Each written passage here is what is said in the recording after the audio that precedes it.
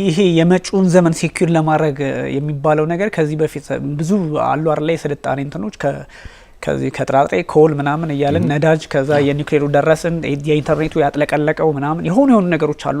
እነዚህ ነገሮች ሁሉ ደግሞ አንድ ላይ ጥቅልል አድርጎ የሚይዝ በኒውክሌርም በለው በምንም በዲፌንስ በኤርስፔስ በምንም አይነት መለኪያ ስትራመድ ደግሞ እነዚህ ማዕድናት ሊኖሩ ይገባልና እንዳልከው የወደፊቱን ዓለም ለመቆጣጠር አዲስ ዓለም ስርዓትም አልከው አዲስ ዓለም በኢኮኖሚ ሄጅሞኒ መጠቅለል በምንም መንገድ ይሁን እነዚህን ብርቅዬ ማዕድናት ማግኘት እጅግ አስፈላጊ ስለሆነ ዶናልድ ትራምፕ ደግሞ ዓለም አሁን የተመቸች ሆናላቸዋለች። ከዚህ በፊት ከቻይና ጋር እኮ ቻይና ላይ የሚያገኟቸውን ማቴሪያሎች ሪፕሌስ የሚያደርጉባቸው መንገዶች አሁን ከመቼውም ጊዜ በላይ ለአሜሪካውያን ተገኝተዋል። ዩክሬን፣ ዲአርሲ፣ ሱዳንም ጭምር እድሎች አሉና ጦርነት ባለባቸው አካባቢዎች ሁሉ የነዚህ አይነት ሀብት ስሜት ያላቸው ነገሮች ሊትራሊ ብርቅዬዎቹን ባይሆኑ ግን የተቀራረቡ ማዕድናትን ማግኘት ስለሚችሉ ዓለም በራሱ አሁን የተስተካከለ ነገር ለዶናልድ ትራምፕ ይዛ መታለች።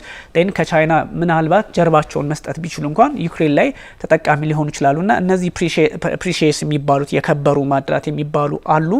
በሚገርም ሁኔታ የአውሮፓ ህብረት አለኝ ከሚላቸው 34 እነዚህ ክሪቲካል ወይንም ደግሞ ወሳኝ ከሚባሉ ማዕድናት ውስጥ 22ቱ የሚገኙት ዩክሬን ውስጥ ነው እና በጣም ትልቅ ሀብት አውሮፓ ህብረትም አንዳንዴ ወዶ አይደለም ሩሲያን ስጋት ብቻ ሳይሆን እንደዚህ የሚጋጋጡት አይነት ነገር 22ቱን ከያዘ ከ34ቱ በጣም ትልቅ ቁጥር ነው። ከግማሽ በላይ የሚሆነውን የያዘ ስለሆነ ይሄም ያሳስባል። ከዛ ውጭ ደግሞ የነን ፈረስ ሜታልስ የሚባሉ አሉ። እነዚህ ብረት ያልሆኑ ላይክ እንደ ይሄ መዳብ ሊድ ምናምን የመሳሰሉት ኮፐር ምናምኖቹን እነሱን ስትመለከት ወይም አልሙኒየም ምናምን የመሳሰሉትን ስትመለከት እዛ አካባቢ አሁን ጦርነቱ ባለባቸው አካባቢ በስፋት የሚገኙ ናቸው። ከዛ ይሄኛው ደግሞ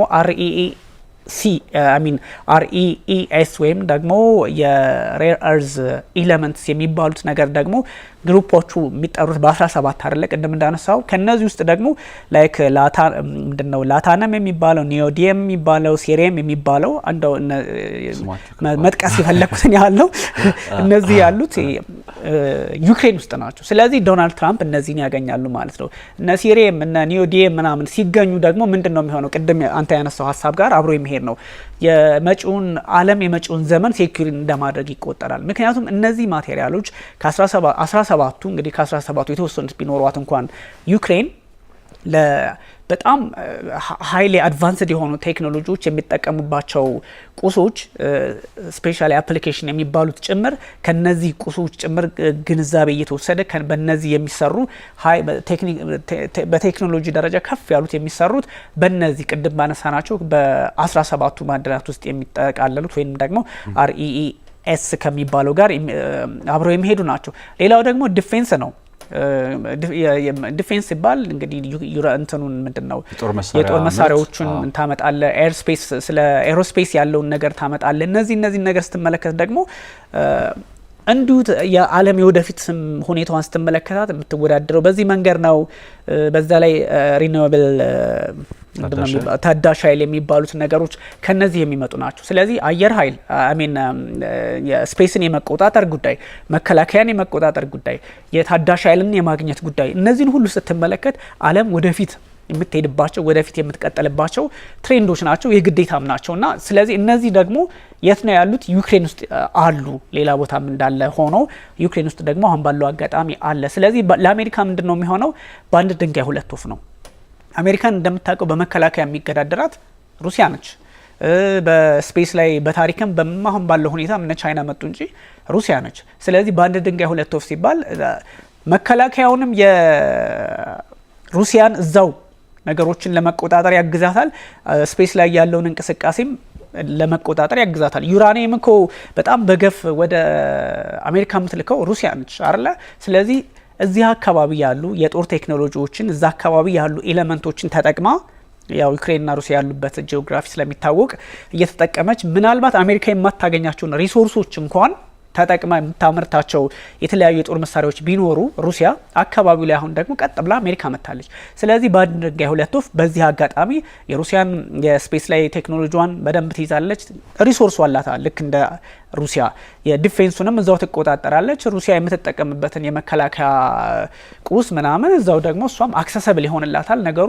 ስለዚህ በአንድ ድንጋይ ሁለት ወፍ ይሆንላታል። ከዛም ባሻገር ደግሞ ቻይና ላይ ብቻ ተንጠልጥላ የነበሩ አንዳንድ ማቴሪያሎችን እዚህ ደግሞ ዩክሬን ላይ እንዲሁ ልታገኝ ትችላለች። እና ብዙ ነገሮችን ስትመለከታቸው ለነ ፕሬዚዳንት ዶናልድ ትራምፕ ምናልባት ሰላም ያመጣሉ አያመጡም የሚለው እንዳለ ሆኖ ግን በጣም ሂደቶቹ ምናምን የሚፈልጓትን ዓለም የሚፈልጓት አሜሪካ እየተበለጠች ነው ብለው ያሰቧትን አሜሪካ በጦርም በኢኮኖሚም ሊታደጉባት የሚችሉበትን እድል አምጥቷል። ግን በሁለቱም በኩል የሚወጡ መግለጫዎችን ስትመለከት ደግሞ የሚያጠራጥሩ ነገሮች አሉ። ረጅም ጊዜ የሚወስድ ስምምነት ነው። የመጀመሪያዎቹ 10 ዓመት ያው ጊዜ ስለሚፈጅ የሚገኘው ትርፍና የሚገኘው ገቢ ድጋሚ በመጀመሪያው 10 ዓመት ወይም በኢንዲኬድ የሚሆነው ድጋሚ ዘው ሪፈንድ የሚደረግ ነው። በጣም ስምምነቱ የሚያስቀው ደግሞ የፖስት ዋር ሪኮንስትራክሽን ግምት ውስጥ ያስገባ ነው። ጦርነቱ ከተጠናቀቀ በኋላ ጦርነቱን እንዴት እናጠናቀው የሚለውን በጣም መሰረታዊ የቤት ስራ ሳይጠናቀቅ አውሮፓ ህብረትም የሚጠይቀው ባይዘው ትልቅ ጉዳይ ነው።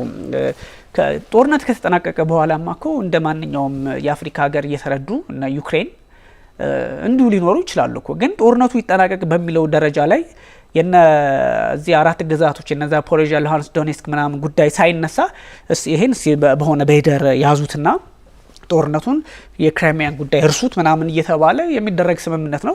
ደህንነ ጄዲ ቫንስ ደግሞ ይሄ ጦርነት ሊቀጥል ይችላል የሚል ስጋት አለባቸው። ምንድነው የሚል ትርምስምስ ያለ ነገር አለውና ሪፈንድ ነው የምታደርገው። ኒው ኢንቨስትመንት ፈንድ ነው።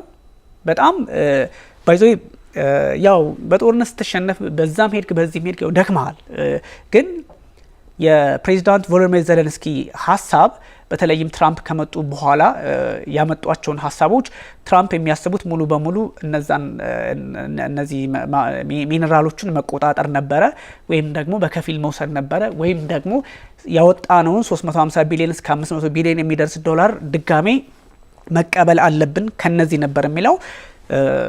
ዜሌንስኪ ግን በጣም እዛ ዋይት ሀውስ ኦቫል ኦፊስ የተሰደቡበት ተዋርደው የተመለሱበትን ስታስታውስ ግን በትክክል ጦርነቱ ላይ ተሸናፊ ቢሆኑም ምንም እንኳን ሀገራቸውን በዛም በዚህ ማሳልፈው ሰጡ ብትልም ግን ትራምፕ ከመጡ በኋላ ትራምፕ ሲያራምዱት የነበረውን ፍላጎታቸውን ግን ቀልብሰዋል። ምክንያቱም የምትቆጣጠረው ሙሉ በሙሉ 50-50 ነው። በርግጥ ዩክሬን ታዛለች የት ቦታ መውጣት እንዳለበት። የተፈጥሮ ባለቤትነቱ አለ። ለተወሰኑ አመታት ብቻ ነው 50-50 ሼር የሚያደርጉት 50-50 ከዛ የምትቆጣጠሩ የት ቦታ አለ ምናምን የሚለውን ነገር ራሷ ነው ኦብቪየስሊ ሲገቡ ይዘው የሚገቡትን ቴክኖሎጂ ስለሚታወቅ ያው ብቻ ስምምነቱ እንደዛ ይላል። ከዛ ባሻገር ደግሞ ከዚህ በፊት ያወጡትን ወጪ ካሳ የለም እዳ የለባትም። 350 ቢሊዮን ዶላር ገንዘብ መክፈል አለባት ብለው ነበረ ትራምፕ። እሱን አስቀርተዋል። ትራምፕ ከመጡ በኋላ በሬር እርዝ ሚነራልስ ጉዳይ ያቀረቡት ሀሳብ ሙሉ በሙሉ ዜሌንስኪ ተጠቃሚ ሆኖበታል። ወይንም ደግሞ ከዲፕሎማሲ አንጻር እሱን ልትመለከት ትችላለህ። ግን የኢኮኖሚ ሄጂሞኒውን ደግሞ ለሚቀጥሉት በርካታ አመታት ዩክሬን ጊቭ አፕ እንዳደረገች ይሰማኛል።